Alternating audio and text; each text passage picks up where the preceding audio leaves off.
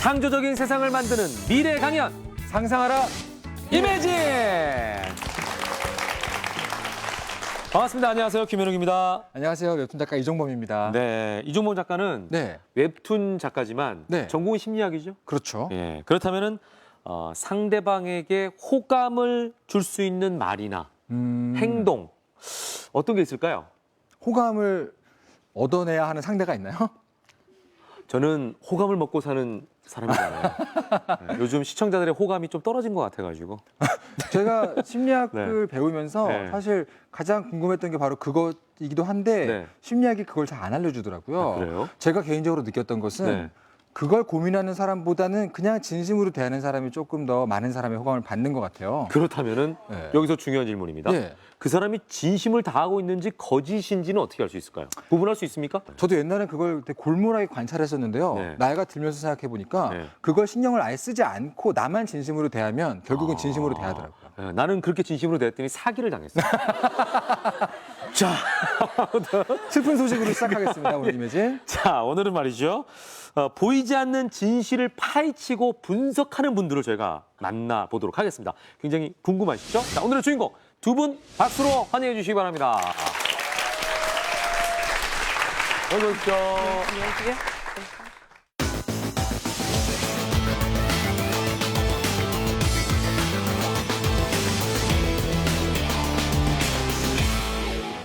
천직으로 여길 만큼 과학수사관이라는 직업이 매력적인가요? 굉장히 매력적이에요. 어떤 면에서 매력적이에요? 그 매력적이라는 게 네. 사실은 저는 이제 과학한 사람이라 네, 네.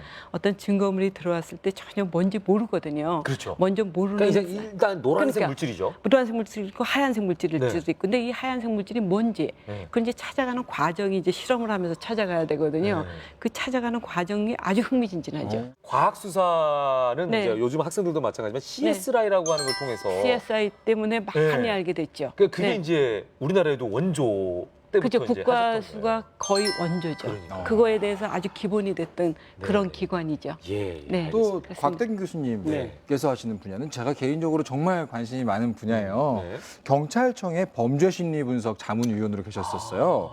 주로 어떤 사건을 담당하셨어요? 예, 제가 이제 활동했던 그 시기가 사실 1990년대 말 2000대 초 이때입니다. 그때는 우리나라에서 아주 이상 심리에 의한 범죄, 엽기적인 범죄가 발생을 사이코패스. 하는데 이걸 갖다 어떻게 설명을 해야 되는지가 사실 쉽지 않았던 그때 제가 사실 뭐 연쇄살인범이라든지 아니면 흉악 범죄자들을 직접 이제 만나서 그 사람들 심층 면접을 하고 그 결과를 이제 보고서로 만들어서 이제 경찰청에 제출하고 하는 그런 일들을 했었죠. 제가 어렸을 때 살인자와의 인터뷰라는 책을 굉장히 관심 있게 봤었는데 네. 그 책을 쓰신 분과 같은 일을 하시는 거잖아요. 개인적으로 굉장히 오늘 강연이 기대가 됩니다. 그러니까요. 저는 그 범죄 스릴러 굉장히 좋아하거든요, 개인적으로.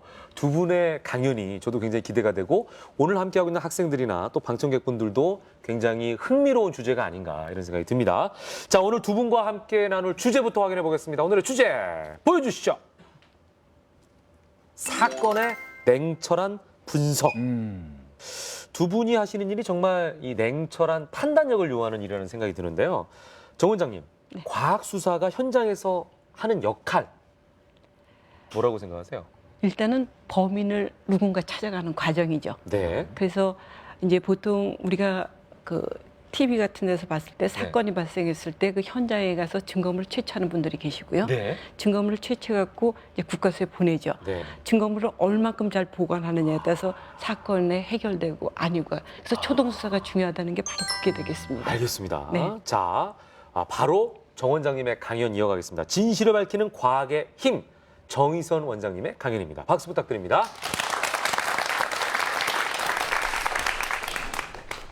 네, 여러분 안녕하십니까? 방금 소개받은 정희선입니다.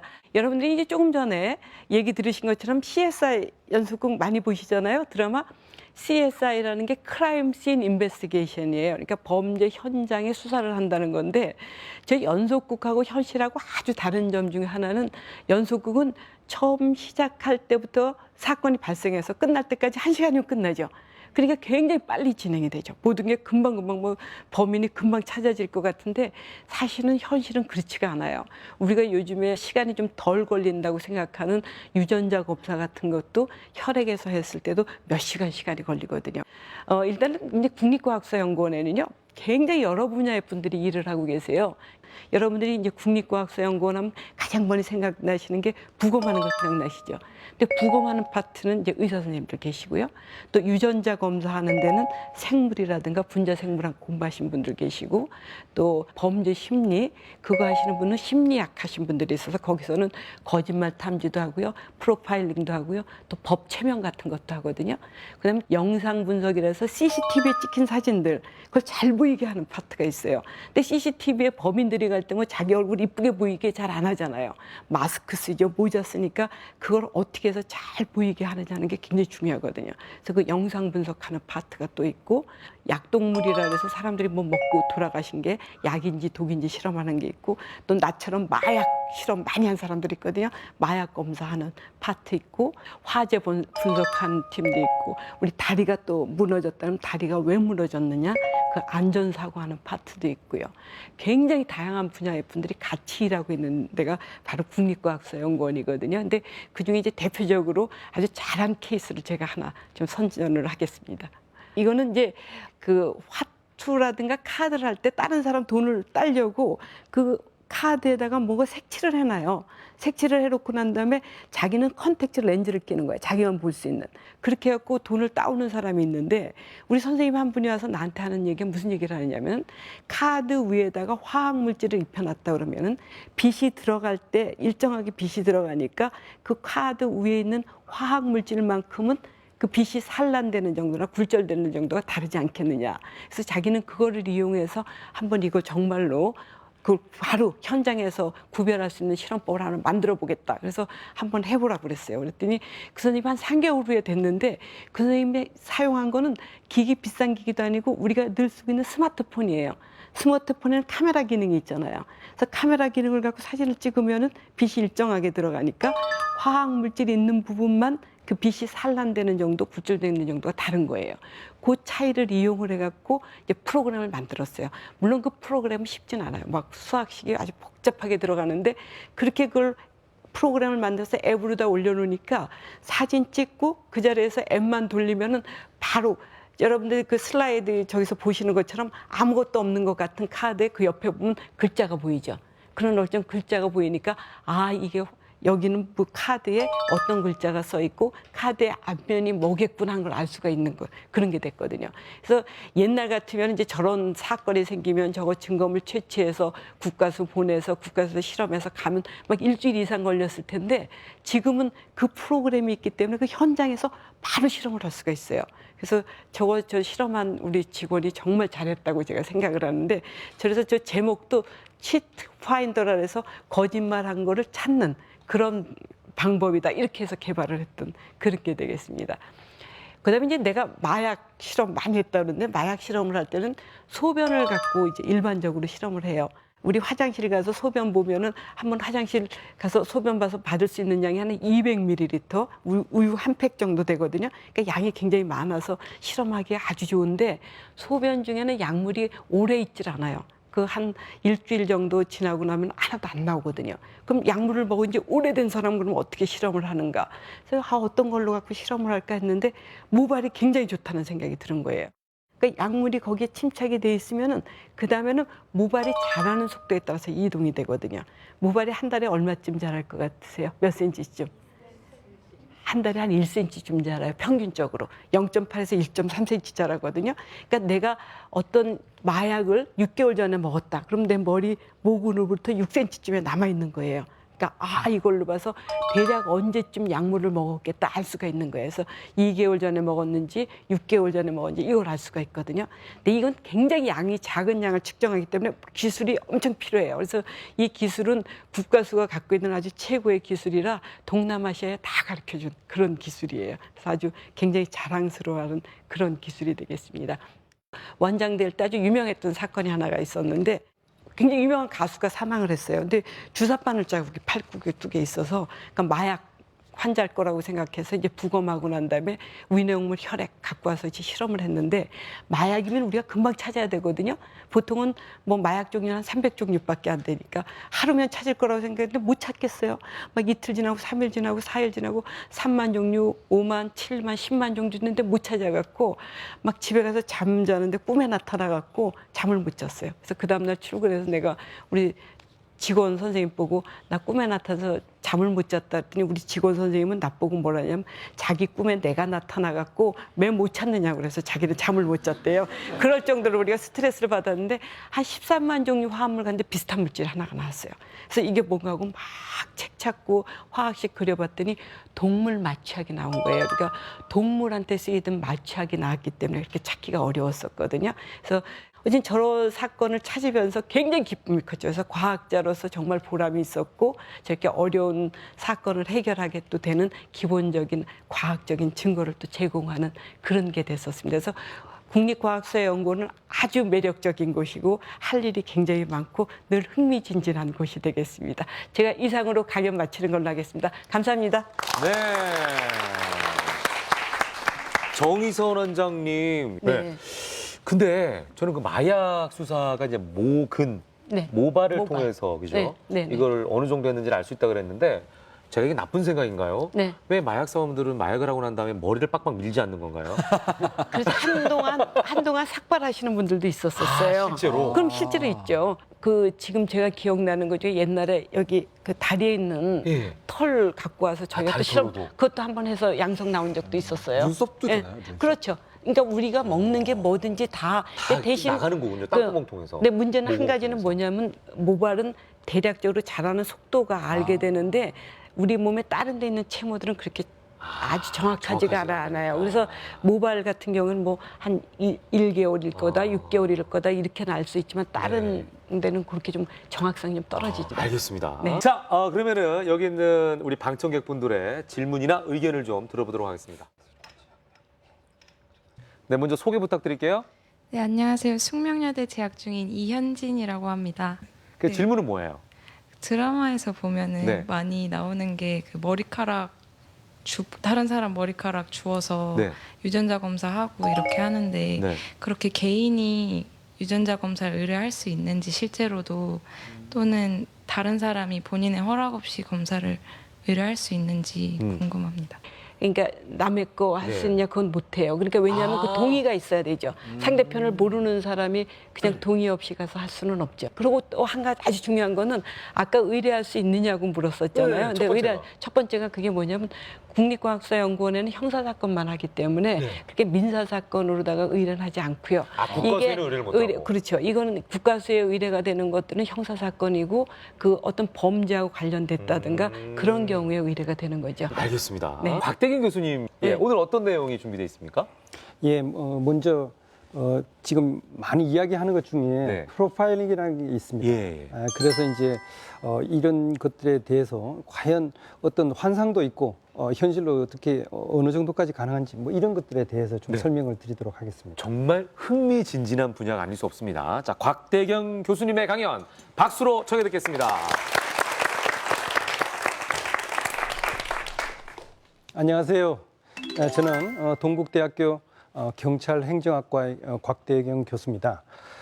프로파일링이라는 게 언론에서 굉장히 많이 보도가 됩니다. 그래서 이제 상당히 뭐 엽기적이고 뭐 흉악한 그런 범죄가 벌어지면 프로파일러들이 그 사람의 심리를 분석했다 이런 보도들을 보게 되는데요. 프로파일링이라고 한다면 간단히 말해서 범죄자의 유형을 분석하는 겁니다. 가장 중요한 것은 과학수사입니다. 물적 증거라든지 아니면 목격자들의 진술이 있다면 우리가 굳이 뭐 프로파일링까지 할 필요가 없겠죠. 그런데 이런 증거들이 제대로 충분하지 못하고 과연 범인이 누구지 모르고 하는 이런 경우에 과연 누가 이런 범죄를 저질렀을까? 이런 범죄자의 유형을 분석을 하고 그래서 범죄의 어떤 성격 이런 걸 파악을 함으로써 범죄의 수사 방향을 잡아주는 이런 것들이 프로파일링입니다. 사실 이런 프로파일링을 하다 보면 저희들은 이런 범죄를 저지른 사람은 어떤 성격의 사람이고 어떤 특성을 가지고 있는지 이런 식으로 범위를 압축해주는 그런 역할을 하게 됩니다. 크게 이제 유형을 나누면 행동 과학적인 프로파일링, 그리고 범죄 심리적인 프로파일링, 그리고 이제 지리학적 프로파일링, 뭐 이런 걸로 좀 나눠볼 수 있습니다.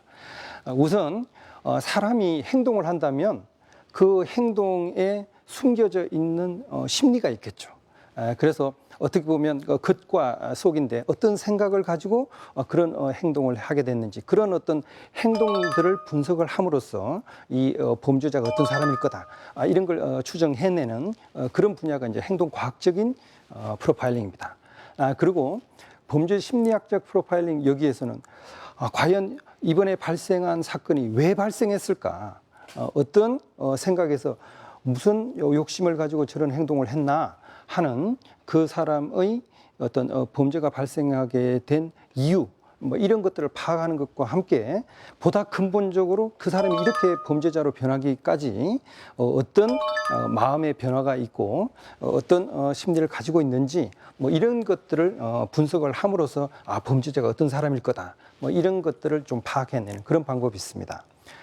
그리고 지리학적 프로파일링을 보면요, 범죄자가 자기가 살고 있는 집, 그리고 자기가 뭐 직장을 다닌다든지 아니면 잘 놀러 다니는 곳, 이런 식으로 자기가 굉장히 심리적으로 안정감을 느낄 수 있는, 다시 말해서 지리적인 연고감을 느끼는 그런 곳에서 주로 범죄를 많이 저지르게 됩니다.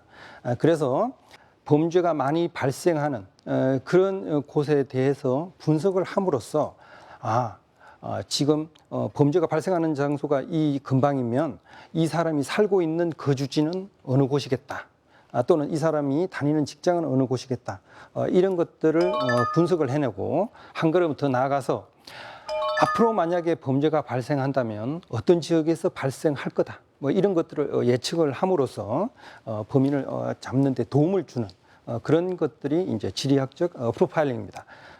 지금 지리학적 프로파일링에 대한 화면이 나가고 있는데요. 소위 말해서 자주 범죄가 발생하는 지역, 그러니까 범죄의 다발 지역, 보통 통상적으로 보면 자기의 거주지로부터 뭐 2km, 3km 이내에서 주로 범죄를 많이 저지릅니다. 그러면 어느 반경 내에 이 사람이 살고 있을 가능성이 높다, 또는 직장을 다니는 가능성이 높다, 이런 것들을 분석하는 게 지리학적 프로파일링입니다. 이런 프로파일링이 우리나라에 이제 본격적으로 좀 소개되고 알려지고 한 뭐 그런 뭐 대표적인 사건들이 보면 연쇄살인범 유영철 사건입니다. 왜 그러냐면 맨 처음에 사건이 발생했을 때는 강남의 신사동에서 노인 부부를 대상으로 범죄가 발생합니다. 그러고 나서는 다시 강을 넘어가서 강북의 구기동에서 발생하고, 또 그 다음에는 강남으로 내려와서 삼성동에서 발생하고, 또 그 다음에는 강북으로 가서 해화동에서 주로 노인 상대의 살인 사건이 나타납니다. 처음에는 이 네 가지 사건들이 각각 다른 사건으로 생각을 하게 됩니다. 그러고 나서 한동안 잠잠하다가 그 다음엔 노인이 아니라 여성들을 상대로 계속해서 범죄가 발생해요. 그런데 처음에는 각각의 개별적 사건으로 생각했던 이런 것들을 다 분석하고 현장에 남아있는 증거들, 그 사람의 성격을 파악할 수 있는 여러 가지 증거들을 종합하면서 이런 것들이 한 사람에 의한 그런 어떤 연속 살인 범죄다라는 이런 것들을 판단하는데 프로파일러들이 상당한 역할을 해주게 됩니다. 미국에서 또 연쇄 살인범으로 유명한 사람이 테드 번디라는 사람입니다. 자기도 정확하게 숫자를 알지 못하는 적어도 30명 이상의 수십 명의 여성들을 연쇄 살인했습니다. 그런데 이 재판에 대해서 변론을 자기 스스로 하게 됩니다. 그 당시에 미국 TV에서 뭐 인상도 괜찮은 사람이 자기를 아주 적극적으로 변호하고 말을 잘하고 하는 그 모습을 보고 소위 말하는 광팬들이 생깁니다. 오빠 부대가 생겨가지고 오히려 이 사람을 변호하는 그런 어떤 사람들이 나타날, 여성들이 특히 많이 그랬죠. 그런데 이 프로파일러들이 이 사람이 법정에서 하고 있는 진술들이 어디가 거짓인지, 그 말의 어디가 논리적으로 모순인지 이런 것들을 밝혀줌으로써 굉장히 수사와 또 재판에 도움을 주는 그런 역할들을 프로파일러들이 이제 하게 되었습니다. 이렇게 간단하게나마 프로파일링이 대충 어떤 건지에 대해서 이제 소개를 드렸습니다. 지금까지 제 강연을 들어주셔서 고맙고 이상으로 마치도록 하겠습니다. 네. 지금 얘기를 들으면서 근데 진짜 대단하네요. 이게 그러면은 저는 이제 들으면서 궁금한 게요. 기존에 있는 어떤 정보들이 쌓여있기 때문에 대충 이런 사건이 벌어지면은 이런 유형일 것이다라고 유추할 수 있는 건지 아니면은 사람에 따라서 행동 유형이 다를 텐데 사람에 따라서 그 사람만의 어떤 케이스를 따로 연구해가지고 결론을 도출하시는 건지. 네, 그래서 이제 사실 뭐 그 두 가지 방법이 이제 다 사용이 다 되고 사용됩니까? 있는데요. 네. 다양한 범죄자들의 어떤 공통적인 어떤 특성들이 뭔지 그런 거를 이제 통계 분석을 해가지고 아까 뭐 지리적 프로파일링 하는 그런 것처럼 네, 네. 살고 있는 그 지역이나 어떤 일하고 있는 곳 이런 것들을 어느 정도 예측하고 앞으로 발생할 다음 사건이 발생할 시간이라든지 장소 뭐 이런 것도 어느 정도 예측할 수 예측하고 있는. 하는 이런 것들은 이제 또 이제 네. 통계 분석을 통해서 가능하게 되는 거죠. 프로파일링은 이제 다 완성이 됐는데 수사 과정에서 물적인 증거가 안 나왔어요. 네. 만약에 그렇다면 그 프로파일링했던 내용 자체도 증거가 될 수 있나요? 유감스럽게도 법정에서 프로파일링만 가지고 있다고 하면 그게 결정적인 증거로 그래요? 받아들이고 그러진 않습니다. 그렇군요. 가장 중요한 것이 과학수사의 기본은 물적 증거와 현장에 있었던 목격자들의 진술 뭐 이런 것들이 이제 가장 중요합니다. 실제로 이런 프로파일링을 한 것이 사건의 성격을 파악을 하고 네네. 그리고 이제 범죄자가 어떤 유형의 사람일 거다 이런 식으로 이제 범위를 압축해 줌으로써 그만큼 경찰의 수사력의 낭비를 막아주고 효율적으로 수사를 해가지고 범죄를 빨리 해결할 수 있게 도움을 주게 그 됩니다. 물적 증거로 가는 길을 알려주는 셈이 되겠네요. 네. 자, 우리 곽대경 교수님의 강연을 듣고 궁금한 점이 있는 분들, 기다리고 있었구나. 예. 근데 말이 끝나기 전에 손을 들었어요. 예, 여기 나와주시죠. 반가워라. 자, 본인 소개 좀 부탁드릴게요. 네, 안녕하세요. 저는 희경여자고등학교 1학년 송민지라고 하는데요. 네, 민지 양. 그 범죄자의 특성이나 유형 이런 행동을 파악해갖고 분석을 하는 게 프로파일링이잖아요. 근데 그걸 판단하는 사람이 그 개인적인 주관적인 견해나 편견으로 인해서 수사 방향을 혹시 그른 방향으로 잡을 문제점도 있지 않을까 생각이 들어서 그 점이 궁금해서 질문을 하게 됐습니다. 그런데 사실 이제 프로파일링 작업을 네. 한 사람만 하고 그 사람의 판단에만 의존하고 꼭 그러지는 않습니다. 그래요? 그러니까 사실 뭐 지금 경찰에서 프로파일러 또는 이제 범죄 심리 분석 요원들이 사실 한 40명 정도 네. 있습니다. 사실 좀 공동 작업을 하게 됩니다. 물론 심층 면접할 때는 혼자 만날 수 있지만 네, 네.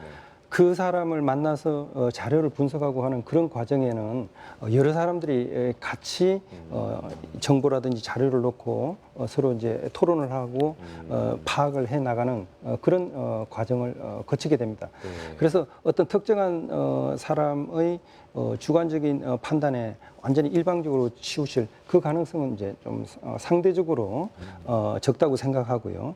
그리고 프로파일링이라 그래가지고 오로지 그 사람이 입에만 의존하거나 네. 또는 어떤 주관적인 뭐 상상력이 가미된 판단 이것만 하는 것이 아니라 중요한 것이 현장에 있는 물적 증거들. 결국 범죄가 발생할 당시에 어떤 일이 있었는가 그런 사건을 재구성을 하게 됩니다. 그래서 가장 우리가 계속해서 이제 합리적인 의심을 하게 됩니다. 과연 이 사람이 이 당시에 왜 이런 행동을 했을까? 왜 오른쪽 문을 열지 않고 왜 왼쪽으로 갔을까? 뭐 이런 것들에 대해서 끊임없이 계속 의문을 제기하고 반복해서 확인을 하고 하는 그런 과정들을 통해서 주관적인 판단의 가능성을 최소화하려고 노력을 하고 있습니다. 말씀 듣고 보니까 이렇게 중요한 프로파일러 분들이 40분밖에 안 된다는 게. 그러니까요. 예, 적네요, 놀랍네요. 예, 굉장히 적은 숫자네요. 자, 범죄 현장에서 보이지 않는 진실을 파헤치고 있는 두 분의 이야기를 저희가 듣고 있습니다. 잠시 후에 또 다른 주제로 상상 강연 이어가겠습니다. 조금만 기다려 주십시오. 이매진.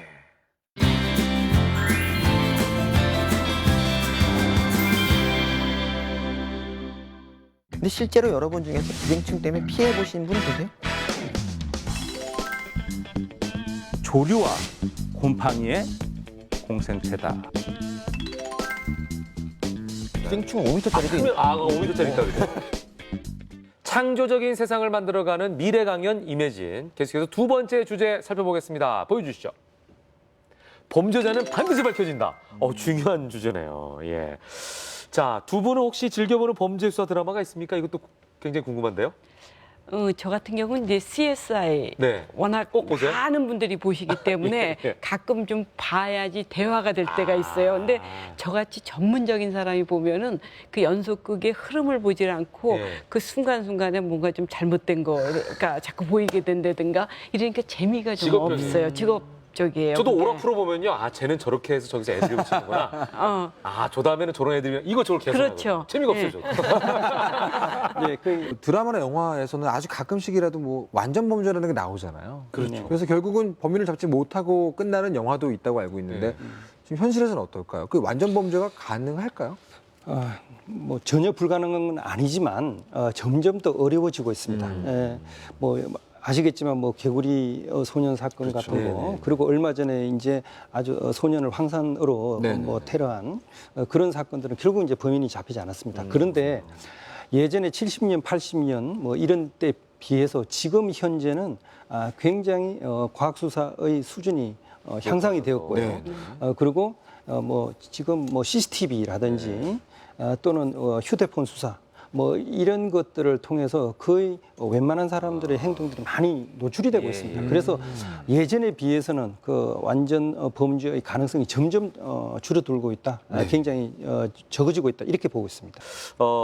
범죄를 저지를 당시의 범인의 심리는 또 어떤지 이게 이제 궁금한데 저희가 계속해서 곽대경 교수님의 강연을 통해서 한번 알아보도록 하겠습니다. 박수 부탁드리겠습니다. 범죄자의 심리를 말한다라는 그런 어떤 주제로 설명을 해보도록 하겠습니다. 범죄 심리학을 경찰의 수사에 어떻게 이제 활용할 수 있는가? 주로 이제 세 가지가 이제 가능하다 이렇게 이제 생각을 하고 있습니다. 첫 번째는 만약에 이제 범인이 잡혔다면 그 범죄자에 대해서 심층 면접을 하게 됩니다. 그래서 이번에 발생한 범죄의 원인뿐만 아니라 그 사람의 근본적인 범행 동기 이런 걸 이제 파악을 하게 됩니다. 그래서 이제 저희들이 이제 근본적인 범행 동기로 이제 주로 이제 관심을 두고 있는 것이 어린 시절의 그 성장 과정, 그래서 이제 가정 환경이라든지 부모님과의 관계 뭐 이런 것들을 이제 파악을 하게 됩니다. 제가 만나봤던 그런 연쇄 살인범 중에 뭐 한 사건 같은 경우는 자기가 이렇게 범죄자가 되고 한 이유 뭐 이런 것들에 대해서 굳이 이야기를 하지 않고 그냥 뭐 세상에 대한 불만이 있는 걸로 이렇게 이야기를 했습니다. 그런데 한 2시간 정도 심층 면접을 해 나가고 그리고 자기의 어린 시절 이야기하고 그리고 자기의 행동에 대해서 순간순간 후회하는 뭐 이런 모습들을 보이다가 어느 순간에 결국 자기 어머니에 대해서 굉장히 원망하는 그런 이야기를 하게 됩니다. 그래서 이제 보니까 자기 어머니가 3살 때 자기를 이제 고아원으로 버렸다가 다시 또 이제 3년 후에 자기를 찾으러 왔는데 유감스럽게 이제 다시 이미 어머님은 재혼을 한 상태입니다. 그래서 재혼을 한 그런 가정에 가가지고 아이를 키우다 보면 굉장히 자기 남편도 그렇고 시어머님으로부터 이제 아이가 구박을 받고 그리고 그 남편의 원래 있던 아이와 싸움을 하게 되면 항상 어른들이 그 아이만을 편을 들고 뭐 이런 걸 보면서 너무 견디지 못해가지고 어머니가 다시 고아원에 데려다 줍니다. 그래서 자기는 어머니에게 2번이나 버림을 받았다라는 그게 마음에 상당히 큰 상처가 돼가지고 결국 뭐 이런 범죄자가 됐다 이런 이야기를 하더라고요. 그래서 그런 또 다른 이번 사건과 직접 관련된 건 아니지만 이 사람이 변하게 된 이런 이유가 뭔가 이런 것들을 파악을 하게 되고요. 아까 말씀드렸던 범죄자의 유형을 분석하는 프로파일링하는 그런 방법도 범죄 심리를 연구한 그 결과들을 가지고 이제 해나갈 수 있는 겁니다. 그리고 이제 세 번째는 용의자를 신문하는 그런 과정에서 수사를 담당하고 있는 형사분들에게 중요한 정보를 제공해 줄 수 있습니다. 이 사람의 어떤 심리적인 특성이 뭐고, 그리고 이 사람이 정서적으로 약한 면이 뭔지, 그리고 이 사람이 예를 들어 가지고 솔직하게 이야기를 할 수 있는 그런 어떤 분위기는 어떻게 조성이 될 수 있는지, 이런 것들에 대해서 여러 가지 정보들을 제공해 줌으로써 결국 수사를 제대로 할 수 있도록 그렇게 이제 도움을 주기도 합니다. 제가 경찰청의 범죄심리분석 자문위원으로 처음 맡았던 사건은 사실 서대문의 여중생 살해 사건이었습니다. 아파트 그 엘리베이터 안에 여중생이 과도로 찔려 죽는 그런 사건이 있었는데, 결국 범인을 찾고 보니 남자 중학생이었어요. 근데 이 남자 중학생은 자기 어머니는 너무 힘들게 어렵게 사는 데 비해서 아주 해맑게 웃고 친구들과 장난치고 있는 그 여중생의 모습에서 질투를 느낀 거죠. 그래서 행복한 사람에 대한 시기심, 이런 것 때문에 결국 그런 범죄를 저지르게 되고, 자기 아버지가 굉장히 술을 먹고 어머니에게 욕을 하고 막 행패를 부리고 하는 그런 모습을 보고 차마 아버지에게 그런 공격을 하지 못하고 제3의 대상을 찾아서 자기보다 약한 여중생에게 그런 공격을 했다고 합니다. 그리고 고창의 그 연쇄 살인 사건을 저지른 김모 씨 같은 경우, 실제로 이제 분석을 해보면 어렸을 때 이제 아버지로부터 상당히 뭐 체벌을 당하고 이제 학대를 당합니다. 그러고 나서 자기의 분노나 불만을 다른 말 못하는 동물에게 풀어요. 이웃집의 소를 낫으로 머리를 이제 찍는 그런 행동을 하게 됩니다. 결국 외양선을 샀다가 돈을 뭐 사기를 당해가지고 날리고, 그러고 나서 자기 집에 돌아왔다가 학교에서 이제 기가하는 남매를 살해를 하고, 또 이제 다른 국민학교 6학년 여학생을 또 이제 살해하는 그런 범죄를 저지릅니다. 그래서 무덤 위에 마치 큰 대자로 누운 그런 사체가 이제 발견되고 이제 하는데요. 이런 사람들에 대한 수사에 있어 가지고 실제로 이제 범죄 심리의 여러 가지 지식이라든지 경험들이 이런 사건들을 파악을 하고 그 범죄자의 심리를 이해하는데 도움을 주게 되는 겁니다. 이상으로 제 강의를 마치도록 하겠습니다. 네. 일단 뭐 범죄자는 반드시 밝혀진다는 것은 참 다행입니다. 그런데 그 심층 그 사람들의 그 심리적인 부분을 살펴보니까 원만하지 못한 가정 생활이 다 원인이네요. 네, 그게 이제 굉장히 중요합니다. 네, 어릴 불우한 가정 네. 환경, 그리고 이제 학생들 같은 경우에는 나쁜 친구 관계, 그러니까 주변에 이제 좀 비행 친구들이 있는 거, 그리고 이제 어른이 돼서는 뭐 직업을 제대로 가지지 못한 실업 상태라든지 나쁜 이웃들과 접촉을 하는 뭐 이런 것들이 다 영향을 주고 있는 걸로 파악이 되고 있습니다. 네. 아 정말 이 범죄 현장은 섬찟해요. 섬찟합니다. 언제 들어도. 네. 예. 자 일단 우리 곽대균 교수님의 강의에 대해서 의견이나 질문 있는 분. 그 네. 질문은 뭐예요? 여러 가지 뭐 정보를 접하고 하다 보니까 행동 심리에 대해서 접해봤는데요. 그 범죄자를 만나면 이제 대화를 하면서 소리만 듣는 게 아니라 보면서 행동도 보잖아요. 그러면 그 사람이 하는 행동이 법적으로 분석을 해서 법적으로 효력이 있나 궁금해서 질문 드립니다. 사실 이제 뭐 그런 것들은 범죄에 대해서 이제 수사하는 그런 과정에서 분명히 참고는 할 수 있어요. 그런데 그것 자체가 직접적인 증거가 되는 것은 아닙니다. 그래서 이제 그 범죄 이제 수사학 분야 중에 보면 그 미세 행동 분석 분야, 또는 이제 미세 표정 분석 뭐 이런 것들이 있어요. 그래서 사람들이 이제 면접을 하는 가운데 미세하게 입꼬리가 움직인다든지 아니면 눈 주변이 근육이 움직이고 경련이 있다든지. 하는 뭐 이런 거라든지 긴장되고 할 때 뭐 다리를 뜨는 사람도 있고요. 그리고 거짓말을 할 때 보면 통상적으로 왼쪽 위를 갖다 보면서 거짓말하고 하는 이런 어떤 행동들이 있거든요. 그런 것들을 통해서 이 사람이 지금 거짓말을 하고 있을 가능성이 높구나. 이런 것들을 이제 판단하는 데 도움을 받을 수는 있지만 그것 자체가 법원에서 직접적인 증거로 받아들여지지는 않아요. 자, 이번에는 그러면은 계속해서 우리 정의선 원장님의 강연을 또 들어보도록 하겠습니다. DNA는 사건의 진실에 대해서 어느 정도 반영이 되는지 여기 부분에 대해서 제가 DNA는 네. 그 심리 그런 쪽하고는 굉장히 다르게 그래요? 되어 있습니다. 그러니까 네. 지금 그 기술의 발전인데요. 2000년대 초반만 하더라도 네.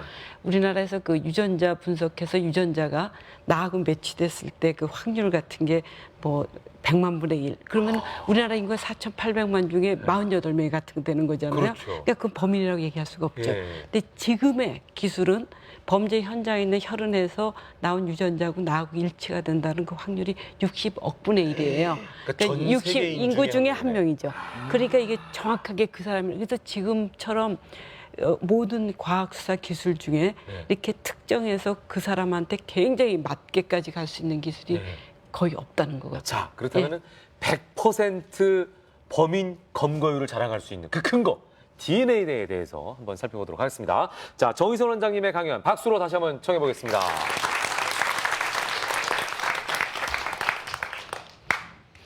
네, 지금부터 여러분들한테 그 유전자에 대한 얘기를 좀 해드리도록 하겠습니다.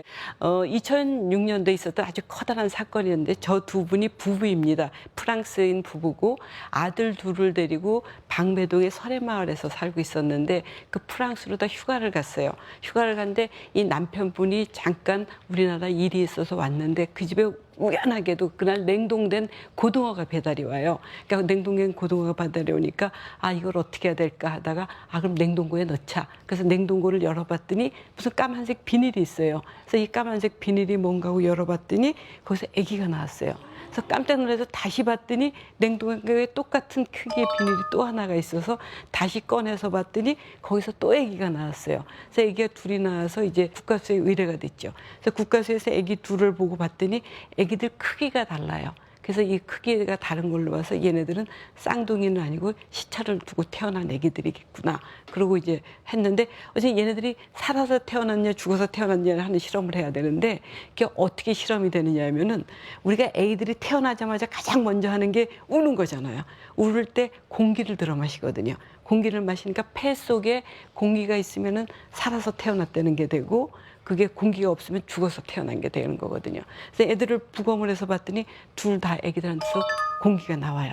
아 그럼 여긴 얘네들은 살아서 태어나야 되는 애들이구나. 그래서 누군가에서 살해가 당했다. 이런 상황이 됐는데 이제 저분이 프랑스를 가야 된다 그래서 그럼 가기 전에 유전자를 남겨놓으라고 그랬어요. 그러니까 유전자를 구강세포라 해서 우리 입 천장 있는데 세포들이 많이 있거든요. 그래서 면봉 같은 걸로 거기를 하면은 세포가 묻어나요. 그래서 이제 그걸로 실험을 했고 그다음에 아기들 둘 조직을 갖고 실험을 해서 딱 봤더니 너무나 놀랍게도 아기 둘한테 아버지가 이 사람인 거야. 그래서 어머 아버지가 이거 보는 그럼 엄마는 누굴까? 엄마를 막 찾는데 엄마를 찾을 수가 없었어요. 그래서 이제 그 집에 아기들이 있었으니까 아들들이 있었던 칫솔도 갖고 와 보고 머리카락이 묻어 있을 빗도 갖고 오고 해서 실험을 쭉 해서 봤더니 거기 나온 그 애하고 애기 둘하고 이렇게 비교를 했더니 똑같이 엄마 아빠가 똑같은 사람인 거예요. 근데 이제 프랑스에서는 본인 나라의 사람들이 다른 나라에 가서 살인 사건이 관련됐으니까 수사를 안 할 수가 없잖아요. 그래서 이제 프랑스에 다시 수사를 해서 우리가 아기들 조직 프랑스에 보내고 그래서 실험을 딱 했더니 우리랑 결과가 똑같이 나왔어요. 거기서 그때야 저 여자분이 자백을 했어요. 자기가 아기들을 그래서 2명을 죽였고 그 전에도 1명 죽인 적이 있다.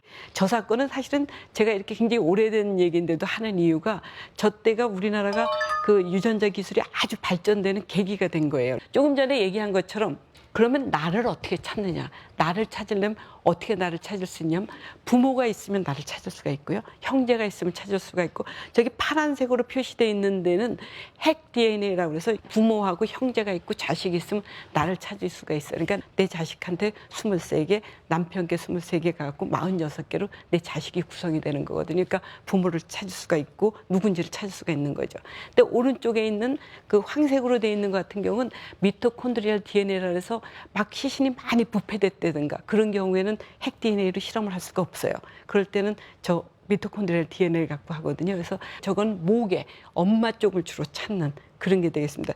여러분들 혹시 얘기 들어보셨나 모르는데 요새 그 6.25 때 전사하신 분들의 유가족들을 찾아준다고 유족들 찾아주는 일들을 우리나라 계속 하는데 그거 할 때 쓰는 유전자는 대부분이 다 저 미토콘드리얼 DNA예요. 그러니까 굉장히 오래된 시신에서 유전자를 찾을 때는 저쪽을 갖고 찾는 그런 게 되겠습니다.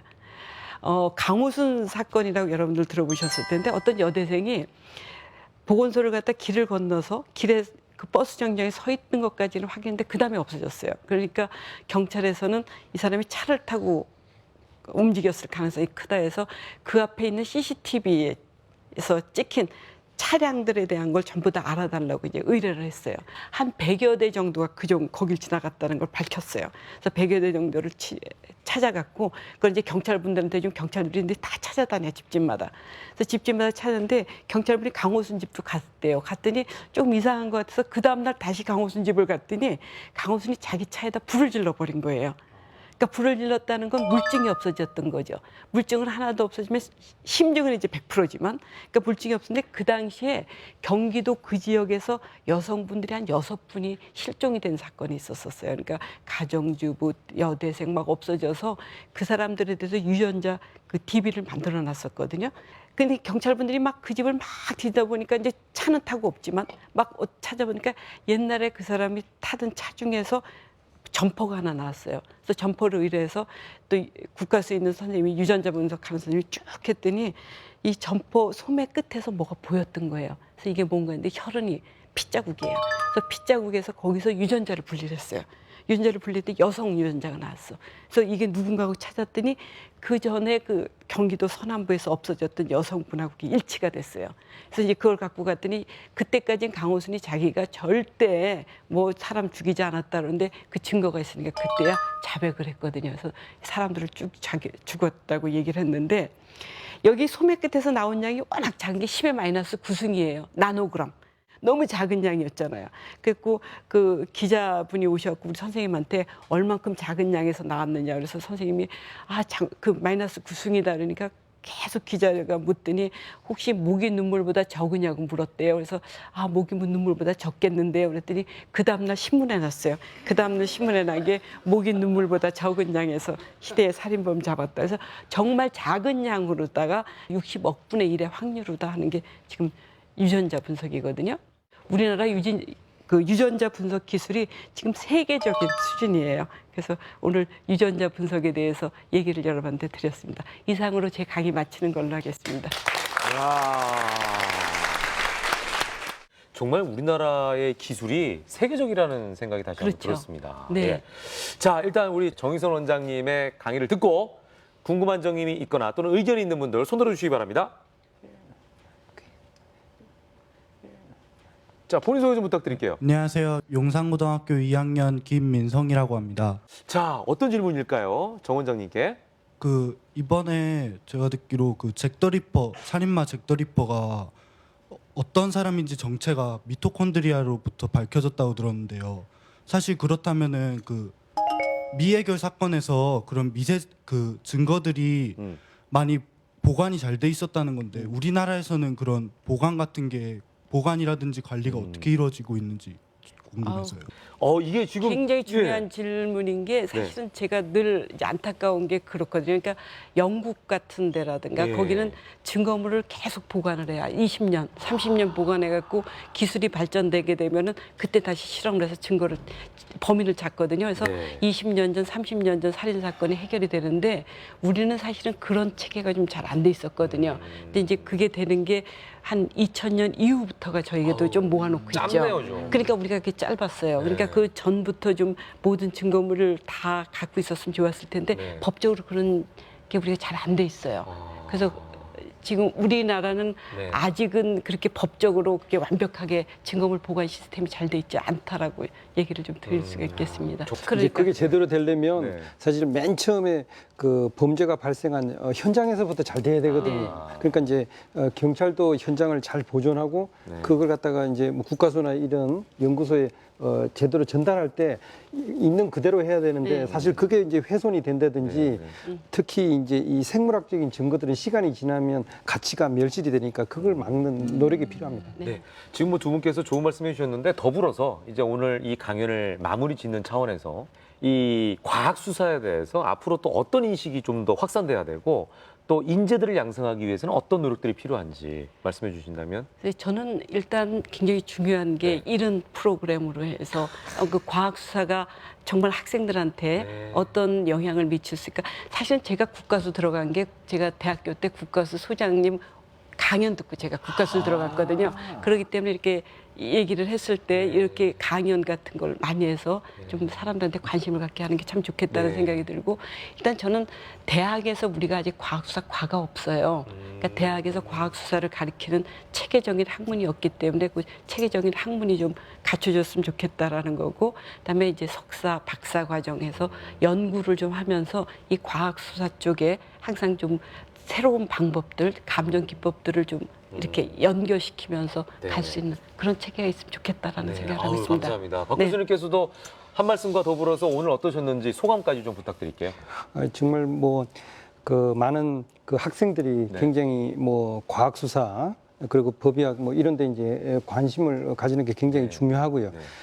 분명히 뭐 생물 화학 같은 기초적인 그런 어떤 과학 분야의 발전도 이제 중요하지만 또 이제 이렇게 그런 것들을 응용한 그런 어떤 과학 수사 분야에 많은 학생들이 관심을 가지고 이제 실제로 공부를 하고 하는 이런 게 이제 굉장히 필요합니다. 그런데 이제 그런 것들을 사실 이제 국가 차원에서 좀 지원을 해주고 하는 게 상당히 이제 필요합니다. 자, 오늘 좋은 말씀해 주신 두 분 감사합니다. 박수 부탁드리겠습니다. 네, 감사합니다. 네, 고맙습니다. 네, 감사합니다. 안녕히 가십시오. 네, 감사합니다.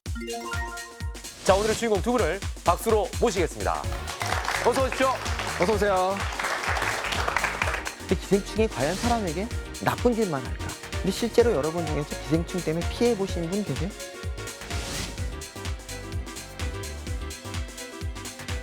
린네가 뭐라고 했냐면 식물이 아니고 조류와 곰팡이의 공생체다.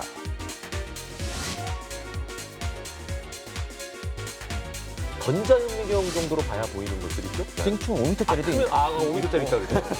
동물 아시죠? 예. 식물 아시죠? 네. 개나 빼고 다 미생물이에요. 상상 안내자 이종범의 이매진. 오늘 강의를 또 정리해 볼까요? 네, 항상 강연을 듣고 나면 작품들이 몇 개 떠올라요. 네. 마이너리티 리포트라는 영화를 보신 기억들이 있죠. 그거 보면 미리 범죄를 사전에 예방한다는 설정이 나오잖아요. 근데 그 정도까지는 아니지만 현재 미국에서 네. 실제로 그런 CCTV가 하나 나왔대요. 범죄 폭행 사건을 CCTV가 감지하면 네. 바로 그 영상을 이제 전송해서 네. 이미 발생한 사건은 막지 못했지만 예. 추가로 이어서 발생할 수 있는 큰 폭행 사건을 막아주는 그런 CCTV가 발명이 됐대요.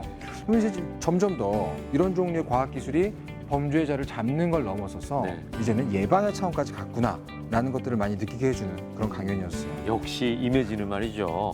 과학의 힘을 매번 우리가 확인할 수 있는 순간이 아닌가 이런 생각이 그러니까요. 듭니다. 예. 자, 여러분도 오늘 재미있는 강연이었나요? 네. 저도 여러분과 함께해서 즐거웠습니다. 다음 주에도 재밌는 강연이 준비되어 있고요. 네. 직접 듣고 싶으신 분들은 YTN의 강연 홀로 찾아오시면 되겠습니다. 그렇습니다. 여러분을 기다리면서 저는 여기서 인사드리겠습니다. 다음 시간에 상상 강연을 기대합니다. 고맙습니다. 안녕히 계십시오. 안녕히 계세요.